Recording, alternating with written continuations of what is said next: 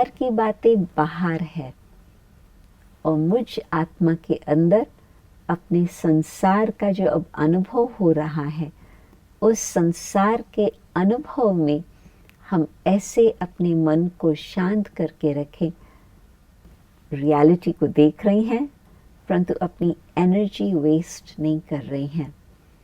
तो शांति से ये फिर हम सोच सकते हैं, अब मुझे नेक्स्ट स्टेप क्या लेना है। जैसे राय लेनी है, चाहे मीटिंग करके अनेकों से राय लेनी है, या मुझे अकेला ये डिसाइड करना है। हो सकता है कि मुझे अनेकों के साथ राय करके फिर कुछ निर्णय करना है।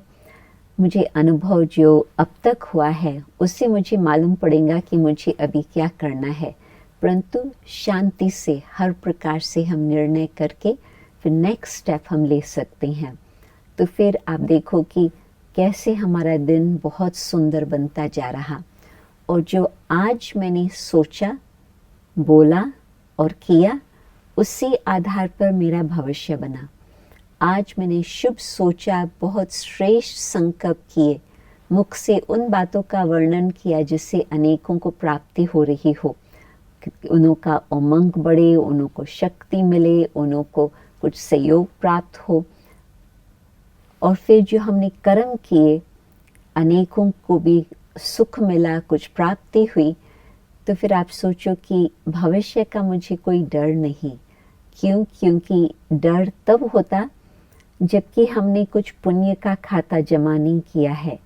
हमारे सामने पाप की ही लिस्ट है, मैंने ये किया, मैंने ये किया, अब उसका नतीजा क्या होगा। तो फिर भविष्य के लिए डर मन में आता। या भविष्य की जानकारी नहीं है तो भी डर रहता है, इग्नोरेंस के कारण।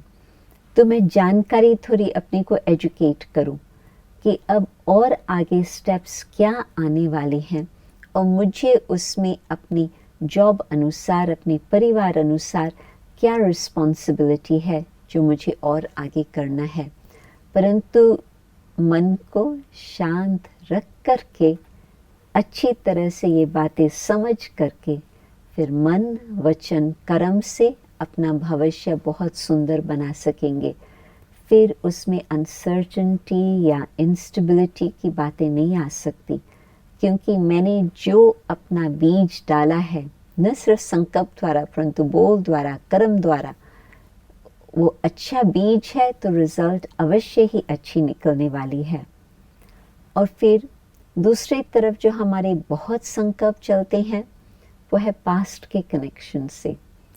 ये बात हुई, ऐसे नहीं होना चाहिए था, क्यों ऐसे हुआ, ये सब बातें अनेक बार आती ही रहती है।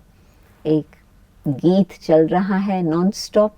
नॉन स्टॉप तो क्या है, ब्रोकन रिकॉर्ड जिसको कहते हैं।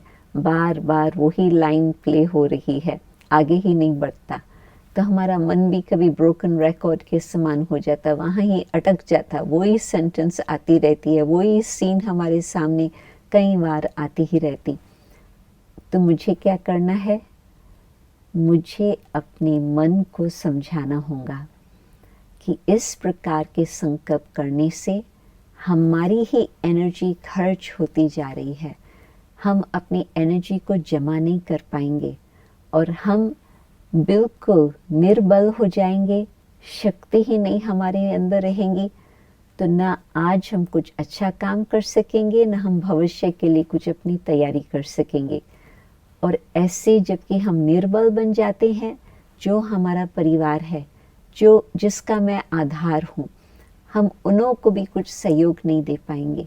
परंतु शांति से मन को समझाएं और पास्ट की बात से क्या सीखने को मिला।